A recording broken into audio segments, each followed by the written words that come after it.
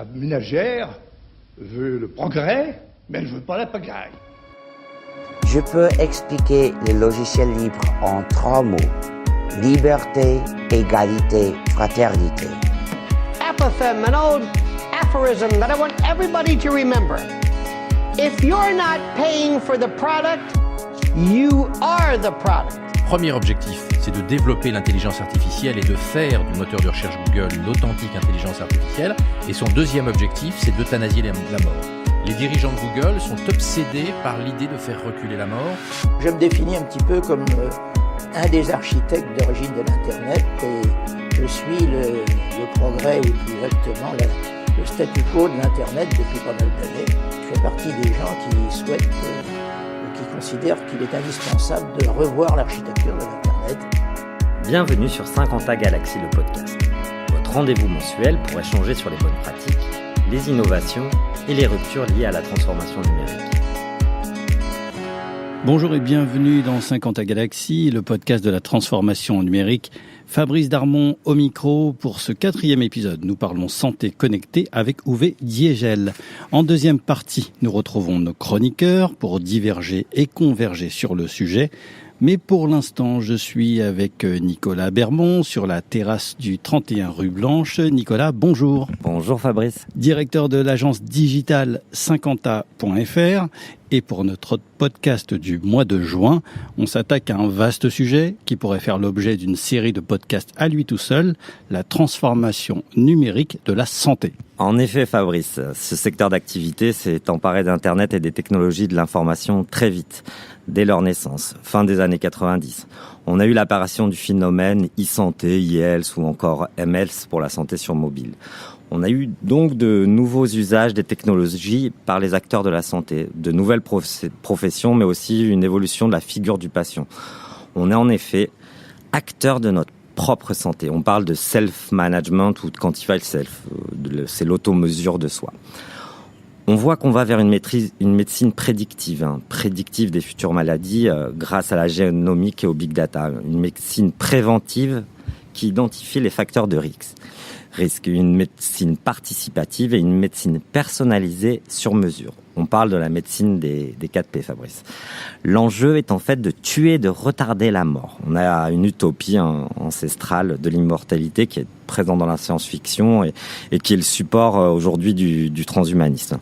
On pourra en rediscuter du transhumanisme dans un autre podcast. Aujourd'hui, il existe 100 000 applis de santé. Les patients utilisent en général des applis comme carnet de suivi, objets connectés, des trackers d'activité, prévention de crise cardiaque, capteurs de chute, trackers d'humeur.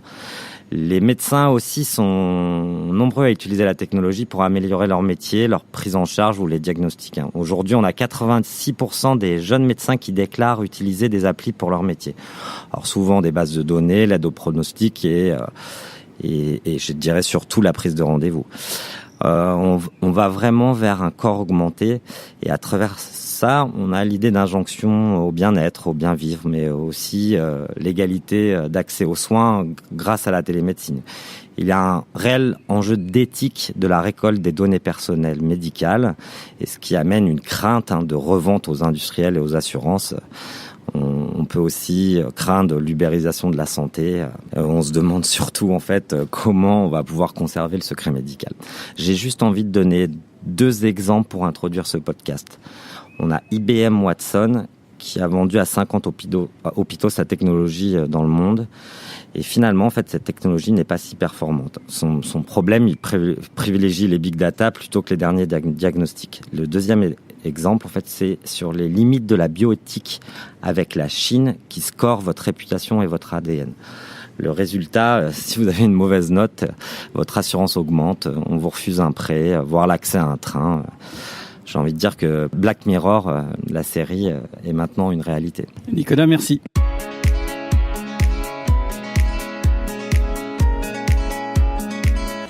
Uwe Diegel, bonjour. Bonsoir Fabrice.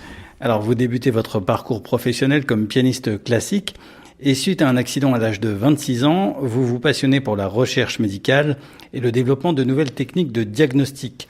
Depuis 2008, vous êtes le CEO de Healthworks et en 2017, vous avez fondé Life in A. Uwe Diegel, racontez-nous la première fois que vous vous êtes connecté à Internet. C'était miraculeux. Il me semble que ça devait être en 1996-97. Et je visitais la Nouvelle-Zélande. J'étais en train de visiter mon frère Olaf, qui était professeur de robotique au Massey Institute of Technology. Et il avait ce nouveau truc qu'il appelait l'Internet et un programme qui s'appelait Netscape. Et je me rappelle, c'était extraordinaire parce que j'ai commencé à fouiller et il y avait zéro sécurité. C'était extraordinaire. Et les gens, ils mettaient tout et n'importe quoi. J'ai découvert qu'un de mes partenaires cachait de l'argent sur les îles Caïmans. C'était fabuleux. Mais ce qui m'avait frappé, c'est que soudainement, tout était disponible en tant qu'information.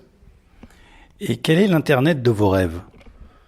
L'Internet de mes rêves, de toute façon, il est déjà là aujourd'hui. C'est un Internet qui est rentré dans l'inconscient des gens. Aujourd'hui, les gens ne se posent pas la question quand ils achètent un ordinateur, est-ce que mon ordinateur va avoir Internet? L'Internet, c'est un fait acquis et pour moi, c'est le fait que c'est une communication gratuite.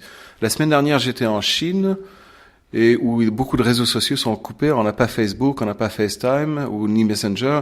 Et soudainement, je me retrouvais démuni de mon moyen de communication avec mes enfants. Parce qu'on s'habitue tellement vite à avoir cette information disponible instantanément. L'Internet de rêve, c'est celui qui est aujourd'hui, qui est complètement ouvert à n'importe quoi. Et quel serait l'Internet de vos cauchemars? C'est celui qu'on a en Chine, par exemple, où tout est contrôlé, où les gens ne vous laissent pas voir ce que les gens veulent que vous voyez. Juste avant de déménager en France en 2002, j'habitais un petit village en Angleterre qui s'appelait Sutton Courtenay, et dans le cimetière de Sutton Courtenay était enterré un mec qui s'appelait Eric Blair, de son nom de plume George Orwell. Donc, quand j'étais là, j'ai habité là pendant 1 an et j'ai relu tous les livres de George Orwell, 1984, le roman dystopique sur le futur où le gouvernement est en train de tout regarder, Big Brother is watching you. Vous connaissez le roman, certainement. Et c'était étonnant parce que George Orwell aurait pas pu prédire qu'en fin de compte, c'est nous qui mettons nous-mêmes les caméras et on s'inquiète que les gens ne regardent pas nos caméras.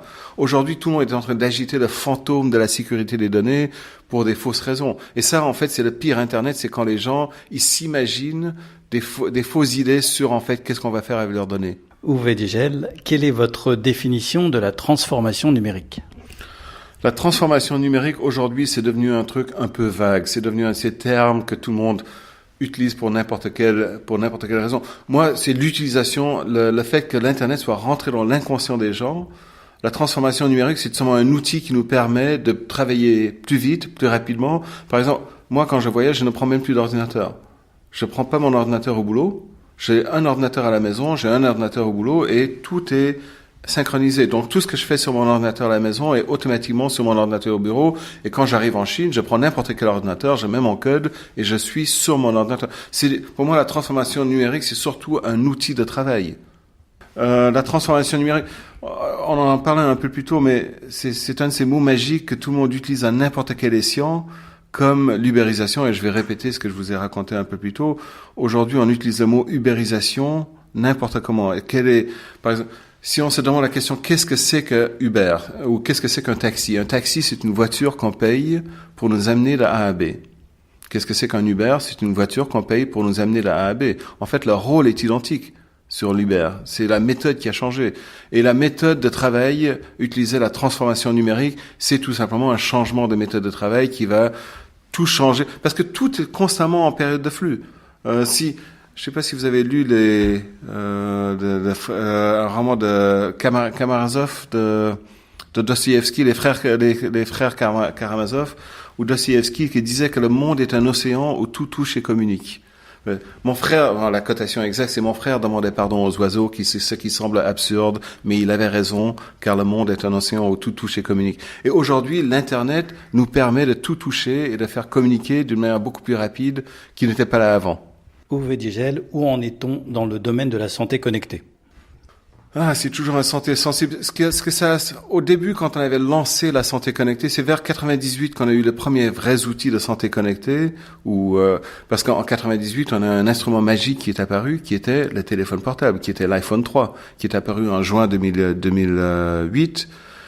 Et soudainement, avec l'iPhone 3, on avait un moyen de communiquer des données d'une manière relativement simple et efficace et qui avait une ubiquité parce que on voyait immédiatement que tout le monde allait avoir accès à ce téléphone portable qui nous permettait d'intégrer en fait le partage des données d'une manière presque quotidienne, sans que les gens y réfléchissent trop.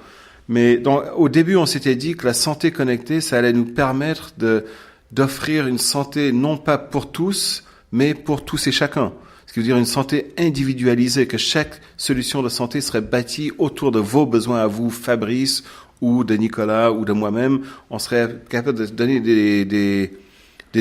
des solutions vraiment personnalisées. Mais malheureusement, aujourd'hui, on se retrouve dans un monde qui est un peu artificiel où la grande majorité de ce qui se fait en santé connectée ne sert pas à grand chose, malheureusement. Parce que les seuls gens qui aujourd'hui achètent des objets de santé connectée, généralement, c'est les gens qui n'en ont pas besoin. Ce sont déjà des athlètes qui cherchent tout simplement une affirmation de performance. C'est pas la personne qui en a vraiment le plus besoin pour faire de la santé préventive. Parce que le grand enjeu de la santé de demain, c'est de vraiment transformer notre santé qui est aujourd'hui une santé curative en une santé positive ou prédictive, où on a été capable d'aider les gens à faire de la santé avant que le problème n'apparaisse.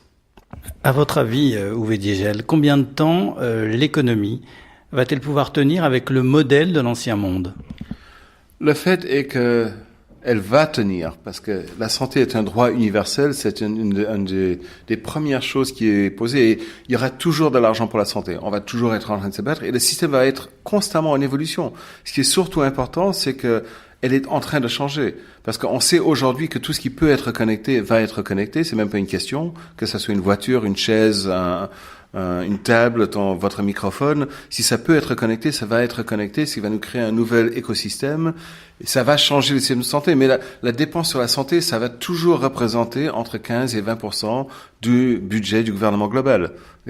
On essaye de sauver, on essaye de pousser la santé préventive, on essaie de pousser des solutions et de changer le système, mais on aura toujours de l'argent pour la santé, parce que c'est un droit. C'est la beauté du système de santé français, c'est que la santé est un droit. Ce n'est pas quelque chose, ce n'est pas un privilège, c'est un droit de tout le monde d'avoir accès à des systèmes de santé. Et c'est ce qui rend la santé française tellement merveilleuse. Et à votre avis, quels sont les secteurs d'activité qui vont se faire ubériser dans les 2 prochaines années? Oui, on revient sur la définition de ubérisation, c'est très intéressant. Je pense que les 2 secteurs qui vont être le plus challengés, ça va être le secteur de l'assurance qui va complètement changer.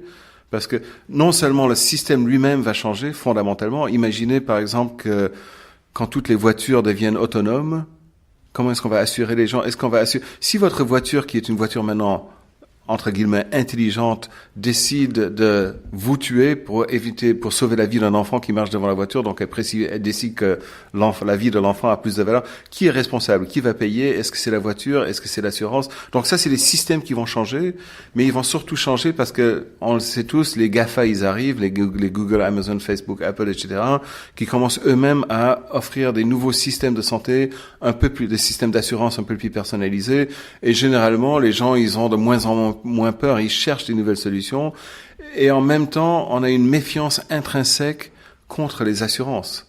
En France, on sait que les assurances sont là pour nous entuber. C'est la perception du grand public. On sait que les assurances, c'est tous des salauds, parce qu'on imagine que les assurances sont là pour vivre sur les maladies. Ils font de l'argent sur le dos. Ça, c'est la perception du grand public. Moi, je sais en fait que les assurances, elles jouent un rôle essentiel. Mais en fait, la perception du grand public, c'est que l'assurance, on ne prend pas une assurance parce qu'on veut marcher avec son assurance main dans la main dans un champ de blé sous le beau soleil. C'est pas pour ça qu'on prend une assurance. On la prend toujours au cas où. What if? Qu'est-ce qui se passe si je vais avoir un accident? Donc le rôle de l'assurance va changer, mais aussi le rôle de la médecine. L'ubérisation. Je dis pas que l'ubérisation, on va remplacer les médecins par les machines. C'est pas du tout ce que je dis. Mais ce que je dis, c'est que le rôle du médecin va changer parce qu'il va avoir accès à beaucoup plus d'informations pour vous donner les meilleurs soins. Uwe Diegel, merci.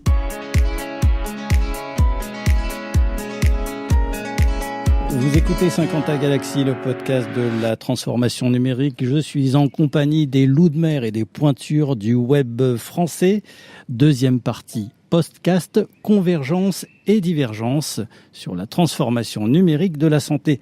Je suis en compagnie de Paul Richardet, agitateur de communauté, de Fabrice Epelbrun, ubérisateur citoyen, d'Anne-Caroline Pocot, scénariste du futur, de Nicolas Bermond, directeur de l'agence 50a.fr, de Glenn Roland, digitaliseur numérique de l'informatique, de Christophe Ducamp, spécialiste de l'IndieWeb, et de Pierre Noro, petit explorateur de l'innovation publique. Et je passe tout de suite la parole à Paul Richardet. L'interview qu'on a eue était assez intéressant parce qu'il est, à mon avis, il est assez révélateur de l'ambiguïté qu'il y a sur ces sujets. C'est-à-dire qu'en même temps, on a du business, on a une techno qui est pas stabilisée, et puis on sent qu'il y a un espèce de flou dans qui fait quoi, qui contrôle, etc. avec les GAFA, tout ça. La santé, c'est une problématique qui est très lourde, parce qu'il y a du business, il y a de l'intérêt général, il y a de l'affectif ou de la vie ou de la dureté de la vie personnelle. Et puis, dans le cadre de la transition, on n'arrive pas encore à lire un peu par où ça sort. Je prendrai un exemple, c'est celui des données. Il y a une grosse protection sur les données privées de santé. Hein. C'est le secret médical est un des plus vieux secrets qui doit remonter au Moyen-Âge. Et en même temps, donc ça appartient à la personne, c'est vos données de santé. Ceci dit, si vous n'êtes pas un expert, vous savez pas les lire, hein, c'est parce que vous connaissez pas les taux de sucre, etc. Donc, ça fait appel à une expertise. Et puis, en même temps, ces données, si elles sont agglomérées, elles permettent de façon collective, hein, il y a une notion de collectif, c'est-à-dire que mes données à moi, elles m'intéressent que moi. Mais si on prend 10 000 cas comme moi, on peut commencer à comprendre l'évolution d'une maladie et donc ça devient des données publiques.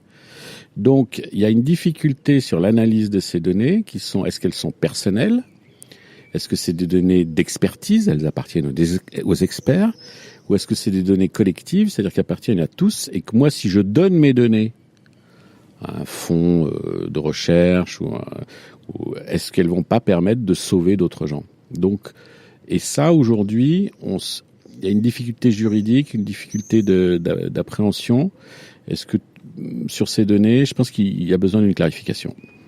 Alors, je vais rebondir sur l'intervention de mon ami Paul pour essayer de vous faire toucher du doigt à quel point les données de santé sont vraiment l'aboutissement du monde orwellien qui nous était évoqué lors de cette intervention, avec cette grande arnaque des données privées et de leur protection.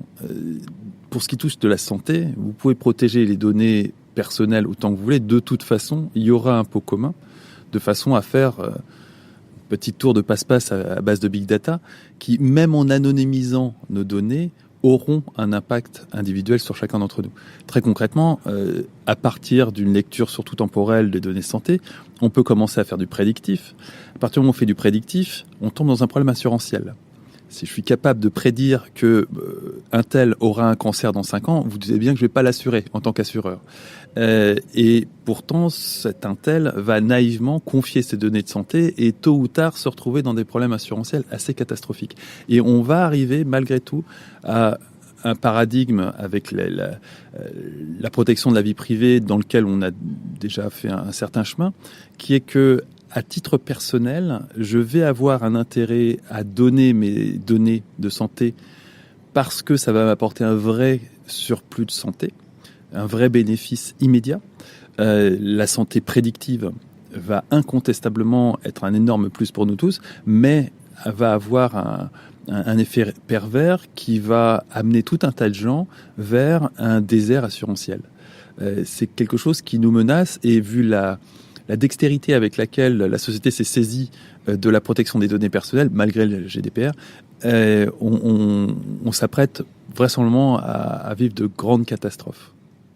En écoutant cette interview placebo, j'ai eu 2 visions. Une vision très positive de la santé demain. J'imagine la santé connectée où tout d'un coup on a quelques petits capteurs internes et puis au niveau des gestions de données, tout est mis dans la blockchain. On peut choisir les données qu'on veut donner, qu'on veut partager. Et puis ça se passe extrêmement bien.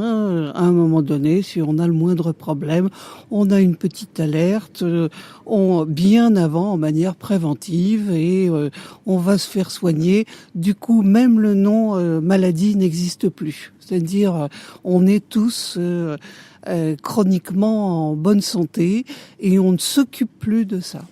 Et la deuxième vision, c'est plutôt une vision négative. Donc c'est la même avec ces données.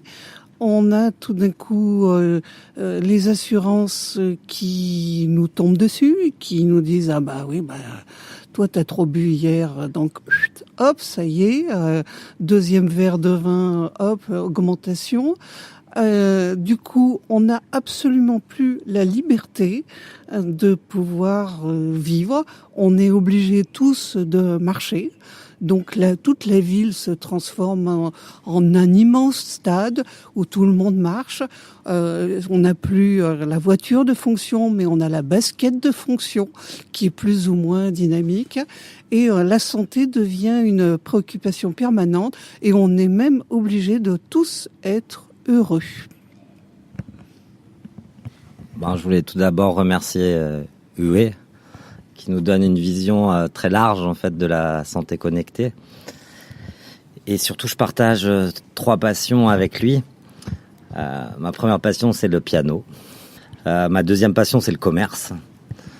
Et je pense pour ça, il est vraiment doué. Il nous fait rêver. Et surtout, il arrive à simplifier des problématiques qui sont très complexes. Et ma troisième passion, c'est l'entrepreneuriat. Et comme Uwe a vendu plusieurs entreprises et que c'est un vrai entrepreneur, donc on peut dire qu'il réussit, je pense que il a tout à fait sa place dans le podcast. Pour la santé connectée, en fait, moi je suis fan de Quantify Celt.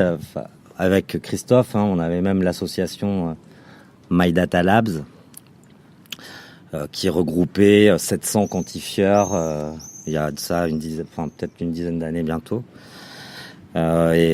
Pourquoi j'étais passionné de ce sujet, c'est parce que moi-même, en fait, je me quantifie. Dès que je cours, je quantifie mes parcours.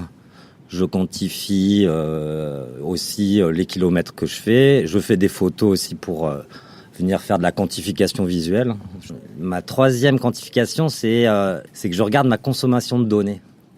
Et en fait, j'ai réussi à identifier, en fonction des quantités de données que je consomme, d'avoir une sorte de cockpit un petit peu d'humeur et de performance. Donc je sais exactement, pour être performant, à quel niveau de consommation de données je dois être. Donc je trouve ce sujet passionnant. C'est vrai que j'ai peur quand je vois la Chine, ce que je disais en intro, qui... en prenant vos données personnelles et vos données de santé, augmente vos prêts et voire même ne vous permet pas d'accéder à des trains. Là, je me dis que on est arrivé dans un monde, je vais pas dire sans retour, mais un monde qui va être complexe pour les futures générations. Je passe le micro à Glenn. Aujourd'hui, avec les appareils qui communiquent, les ordinateurs qui stockent, les systèmes d'information de ces différents médecins, hôpitaux, etc., qui stockent on ne sait pas où les données, plus tout ce qu'on quantifie nous-mêmes, tout ce qu'on envoie nous-mêmes un peu partout, la donnée de santé se retrouve totalement pas contrôlée par les personnes dans le cadre du secret médical, c'est-à-dire le patient et les praticiens eux-mêmes. Donc effectivement, c'est une question rigolote, c'est comment est-ce qu'on garantit ce secret médical quand il y a tout plein d'intervenants sur la chaîne. Donc c'est des questions qui essaient d'être abordées par une norme, HADS, au niveau des systèmes d'information, mais qui est très très loin de pouvoir tout garantir. Effectivement, ça pose des tonnes de questions en termes d'impact et d'enjeux, puisque on a parlé d'assurance, mais ça pose évidemment d'autres rapports comme la notation des Chinois qui était évoquée tout à l'heure, je sais plus si c'était en off ou pas. En fonction des données, c'est pas seulement les assurances qui vont augmenter, c'est les prêts bancaires. Ça va être, j'ai une amie qui a lancé un projet Wimoe, comme ça c'est une banque indépendante. Elle a eu un AVC à 25 ans. Évidemment, elle n'a plus aucun prêt de personne. Mais ça va être aussi tous les rapports à la consommation c'est exactement l'inverse de ce qu'on avait sur Foursquare il y a quelques années. C'est pas en fonction de telle ou telle donnée vous allez être privilégié.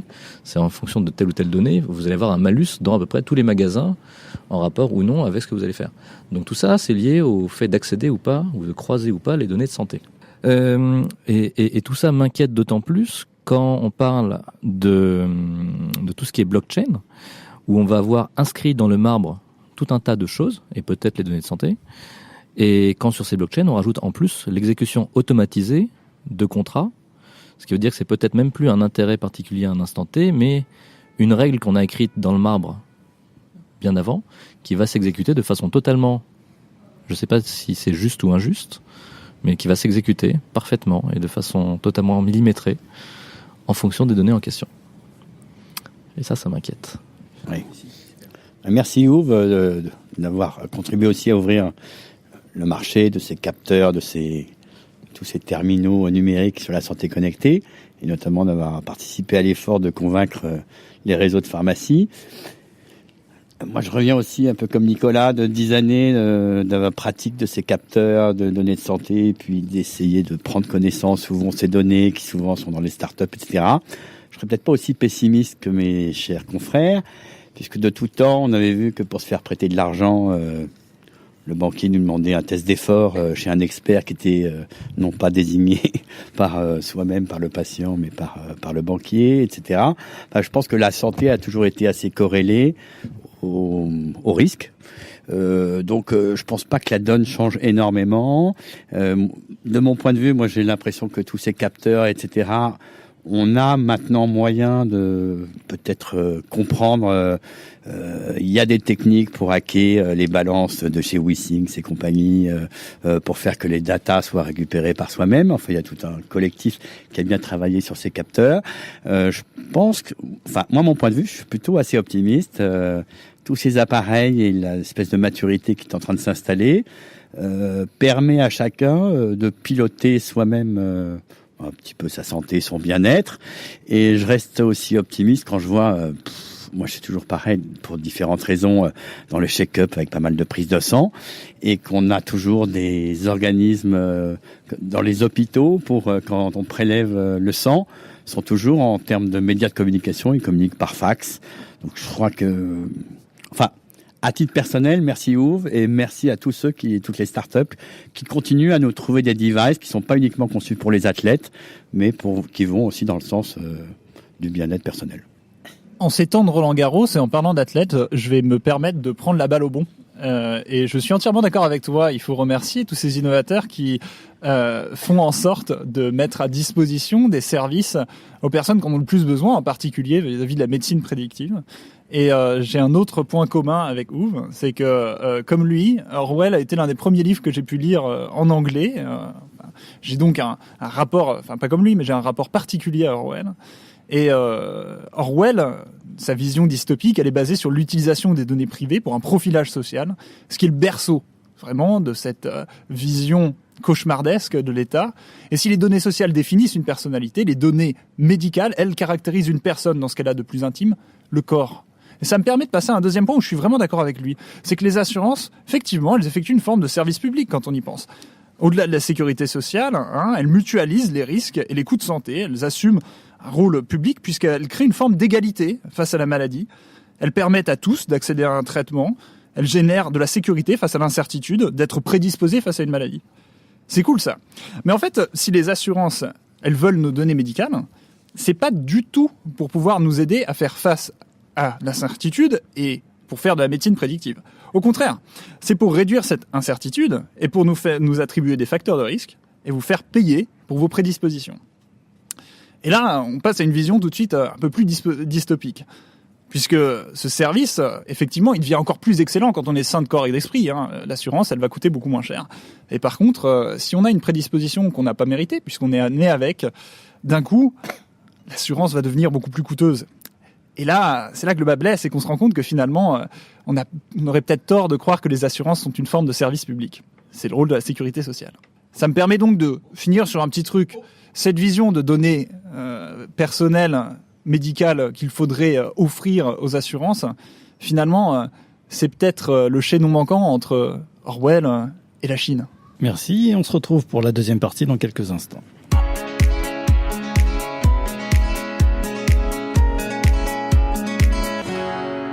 Deuxième partie de notre podcast, partie convergence, et je passe la parole à Pierre Noro. J'ai l'esprit acerbe et je me rince la bouche chaque matin à l'acide citrique, voire l'acide critique parfois. Mais déjà, il faut être positif. L'IFINA aide les diabétiques et alerte RGPD Il se pourrait que j'hérite de mon père, outre une calvitie un petit peu précoce, ce truc pas très marrant qu'est le diabète. Donc, merci pour ça. On va commencer par converger là-dessus. Ensuite, parce que je suis entièrement d'accord sur le fait que les données médicales ont un immense potentiel, mais je pense vraiment pour la recherche. Il y a énormément de recherches qui ont besoin de plus de données, qu'elles soient publiques ou médicales, afin de faire un grand bond et de provoquer un vrai choc, que ce soit technologique ou, encore une fois, médical, et de rendre nos vies meilleures, et ce, sur des délais finalement assez rapides. Et là, la grande question, ça devient comment est-ce qu'on les sécurise, ces données ? En fait, comment est-ce qu'on peut les rendre on peut les rendre actionnables pour les chercheurs, tout en faisant en sorte qu'elles ne mettent pas en danger nos vies privées. Et pour ça, on a parlé un petit peu de blockchain, et je trouve que la blockchain, c'est un sujet intéressant. D'abord parce que y a des chercheurs qui sont très renommés et qui pensent que, sincèrement, avec les bonnes techniques d'anonymisation des données et le stockage sur la blockchain, on peut mettre à disposition ces données à des chercheurs. Je vais balancer 2 petits noms là, donc je vous inviterai à les regarder. Ça s'appelle, l'une de ces boîtes s'appelle Nebula Genetics et l'autre Luna DNA. Mais surtout parce que la blockchain, en fait, elle permet de rendre la propriété de la donnée au moins à son utilisateur. Et ça, c'est un début. C'est un début. Si l'utilisateur la vend les yeux fermés, finalement, le gain social n'est pas très très grand. Mais avec les bons services qui soient pensés pour l'utilisateur et qui soient pensés avec la protection des données privées à leur cœur, finalement, peut-être qu'on tient là l'un des outils qui va permettre de rendre ces données médicales, de rendre ces données médicales actionnables pour la recherche et d'en faire une véritable richesse pour la société. Mon cher Pierre, pour rebondir, tout à fait d'accord avec ton point de vue, je regrette peut-être qu'autour de ce tour de table, on n'est pas un toubib ou des personnalités du monde médical. Et pour avoir un peu regardé le sujet, on se retrouve là encore à un problème. Santé connectée et tout ce qui est le corps médical, ce sont 2 choses qui sont souvent assez à dissocier. On a d'un côté des toubibs qui sont dragués par des marchands avec des matériels extrêmement professionnels à des prix exorbitants et pas du tout accessibles pour le grand public. Et de l'autre côté, des startups qui résonnent en silo, avec des approches très consuméristes, très grand public, et qui fonctionnent bien, avec plutôt des degrés d'adoption qui peuvent être optimisés. Tout ça pour dire que je crois je reste très optimiste sur des mondes qui doivent apprendre à se parler, le corps médical et les utilisateurs. Je reste toujours un petit peu... comment dire, je me souviens d'une start-up, je sais plus si elle existe encore, qui s'appelait la Passions for Me, un truc qui était vraiment la collection de données par les utilisateurs, qui permettait, je dirais, d'aller dans le sens de ce que tu dis, de collecter beaucoup de données sur la recherche, par thérapie, par maladie, etc. Donc moi je dirais le sujet de la santé connectée, il démarre. Je pense qu'on a eu beaucoup d'agitation du côté des grands corps, des startups, etc. Mais que tout reste à inventer. Merci Christophe. Je voudrais revenir dans le temps qui m'est imparti sur ce sujet qui a peu été abordé précédemment, à savoir les objets connectés. Ce sont des objets qu'on va trouver de plus en plus chez chacun de nous, entre les Alexa, les Google Home, et puis finalement même nos smartphones qui captent nos données personnelles de déplacement et autres, nos nombres de pas, en fait, même sans notre consentement. Tout ça collecte, capte et fait utiliser nos données par des tiers. Il y a beaucoup de technologies qui émergent autour de ça. Alors évidemment, il y a des intérêts derrière, mais j'imagine qu'il y a aussi des intérêts d'autre part. Et j'aimerais voir des moyens pratiques pour tous et chacun, pour reprendre la formule de tout à l'heure, de nous donner les moyens de s'émanciper du jugement par les assurances, par les marques, à travers nos données personnelles, nos données de santé en l'occurrence, puisque pour moi les données de santé, au-delà d'être une capacité physique, sont aussi, à travers cette capacité, l'exercice de cette capacité donne des libertés individuelles à chacun. Et sous prétexte de s'empêcher de mourir, j'aimerais pas qu'on s'empêche de vivre. C'est vrai que les données personnelles de santé, elles sont déjà quantifiées par son téléphone portable. On voit sur l'iPhone, dans la rubrique santé, vous verrez, il y a un cœur. On peut quantifier son activité, ses pas et ses courses. On peut quantifier sa nutrition. On peut quantifier son sommeil. Si je vais sur Google et que je fais un check-in, donc même si dans l'application est ouverte en permanence, Google sait en permanence où je suis, donc je suis complètement quantifié. Chaque fois que j'écris sur Facebook, il va quantifier mon amitié, ma famille, mes relations. Donc en fait, on peut dire que la totalité de nos données personnelles de santé sont déjà quantifiées. Elles sont certainement pas croisées pour le moment parce qu'on pense que, on ne sait pas peut-être, mais que Facebook, Google et Apple n'ont pas pas de joint venture ou des accords pour partager ces données, mais ça reste possible dans un futur proche. Deuxième question que je me pose, c'est pourquoi on ne partage pas les données de la sécurité sociale. On a eu un grand plan d'open data où l'ensemble des administrations devaient partager leurs données. Moi, je pense que ça pourrait être intéressant d'avoir les données de la sécurité sociale et ça permettrait peut-être de tirer des grandes tendances. On comprend pas ces données. Alors, quand je parle, c'est des données anonymisées. Je parle pas de vos données personnelles, mais c'est pas encore ouvert. Et sinon, en fait, moi, je crois vraiment à une chose, c'est la médecine parallèle. C'est écouter son instinct viscéral. J'en ai plein le dos. C'est faire confiance à ses tripes, en fait. L'Europe a même mis en place des programmes d'innovation sur ces médecines parallèles. Que là, on se dit, on a déjà vu Orwell, le futur, mais on n'a peut-être pas encore vraiment cherché dans ces nouveaux territoires. Donc, je dis bravo à l'Europe et j'espère qu'on va vraiment explorer la médecine parallèle. Moi, j'ai l'impression qu'on confond santé connectée, on le limite beaucoup à la production des données personnelles, au demeurant qui va exploser prochainement avec le décryptage du génome, qui va arriver, qui va encore changer la donne. Peut-être que j'ai quelques exemples qui montrent que le débat il va aussi ailleurs. Par exemple, j'ai quelques applications en tête, entre autres une qui est lancée par l'hôpital Gustave Roussy pour diminuer le temps d'hospitalisation. Donc les patients qui ont été opérés sont connectés et on a la température qui est enregistrée, donc avec le smartphone. Quand il y a une élévation de la température, tout d'un coup, il y a un appel. Ça diminue de 50% le temps d'hospitalisation. Donc c'est la deuxième chose un peu marquante, c'est le smartphone utilisé pour les analyses des yeux dans les pays émergents, en Inde ou dans d'autres pays, qui permet réellement de faire des détections de nombreuses personnes. Ça, c'est vraiment une application grand public qui a un impact très très fort. Peut-être dans la santé connectée aussi, on peut mettre tout ce qui est aujourd'hui création de jeux, entre autres de jeux thérapeutiques, comme pour la maladie de Parkinson. Et aussi, dans la santé connectée, on a aussi, de façon évidente, la robotisation. Entre autres, la robotisation des actes chirurgicaux.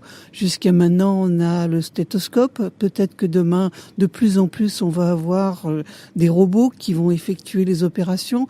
Quel sera après le rôle du médecin? Est-ce que du coup, il aura plus de temps?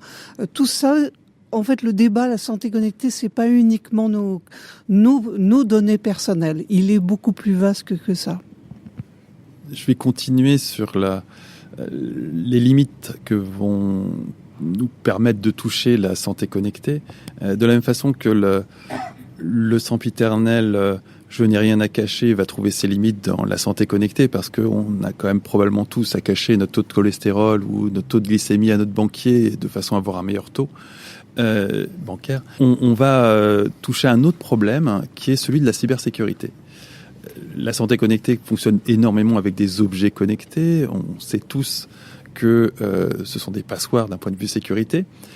On a eu un exemple assez frappant il y a de ça 1 an ou 2 d'un pacemaker connecté qui était ouvert aux 4 vents et qui permettait, comme dans un James Bond qui a à peine 6 ou 7 ans, d'arrêter à distance le pacemaker, avec les conséquences qu'on imagine. Et on va multiplier ce genre de déboires dans les années qui viennent, ce qui fait que très concrètement, on va rendre palpable, concret et parfaitement terrifiant des problématiques de cybersécurité qui sont déjà palpables, concrètes et parfaitement terrifiantes, mais uniquement pour les professionnels. Là, ça va devenir une préoccupation pour l'homme de la rue. Tout d'un coup, au fur et à mesure qu'on multipliera les prothèses, et Dieu sait qu'on va vers un monde où on va multiplier les pacemakers et tout un tas d'éléments qui vont nous permettre de mieux vivre, de vivre plus longtemps grâce à de la santé connectée, on va également introduire dans nos corps des éléments susceptibles de poser un réel problème de sécurité. Et ça va changer notre rapport à la cybersécurité, ce qui est finalement pas une mauvaise chose. Ça va le rendre plus compréhensible par l'homme de la rue et ça va permettre de prendre le sujet probablement beaucoup plus au sérieux. De la même façon que, c'est mon espoir, la santé connectée va nous permettre de prendre le problème des données personnelles un peu plus au sérieux.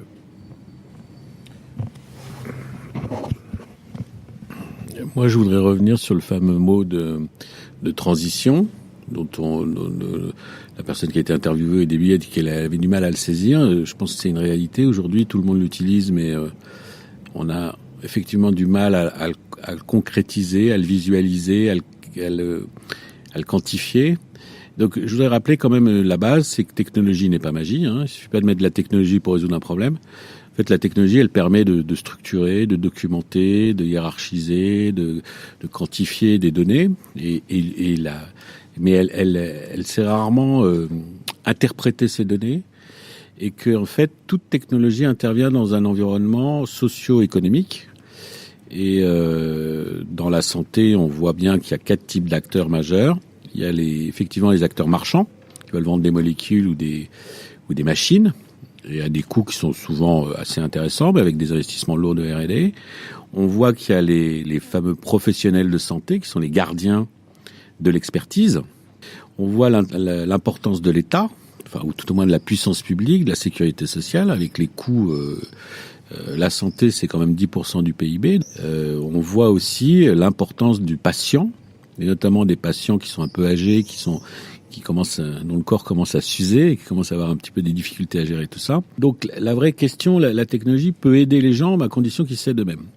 Et soit ces 4 types d'acteurs vont rentrer dans un conflit un peu dur, de posture, de territoire, et auquel cas il y a une perte d'énergie, ou alors il y a un travail harmonieux, un travail d'interrelation, d'interconnexion que la technologie peut aider, à condition que les gens le veulent bien. Je rappellerai juste une chose quand même qui est spécifique de notre pays, c'est qu'il y a beaucoup d'argent qui est dédié pour sauver les gens. Et en général, quand on va à l'hôpital, on se rend compte des moyens qui sont mis en œuvre. Par contre, en termes de prévention, il y a énormément de choses à faire. Et peut-être que là, il y a une piste à travailler. Merci à Pierre Noro, Christophe Ducamp, Glenn Roland, Nicolas Vermont, Anne-Caroline Pocot, Fabrice Epelbon et Paul Richardet. Et rendez-vous au prochain numéro. Merci. Bravo. Merci d'avoir écouté le 4e épisode de 50 Galaxy, le podcast de la transformation numérique. Pensez à vous abonner sur SoundCloud ou iTunes et télécharger automatiquement et gratuitement les prochains épisodes. Et rendez-vous le 4 juillet prochain. Juillet prochain.